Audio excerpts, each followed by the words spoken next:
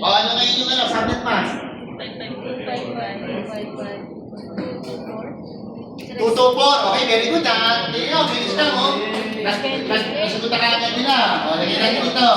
192, 168, 10, that's 0. Ano yung subnet mask? 255, 255, 255, 224. How many subnet words? 6? 4. Ay, ang ina ko. Ayoko na nag-uula. 4. Ay, 4. Ha? Ilan yung nakuha nyo? 1, 2, 3. Mali. Ilan? Wala akong nakita ano natin na tama. A. Okay, very good. A. 8 subject words. Oh, how many hosts per subject words? How many hosts?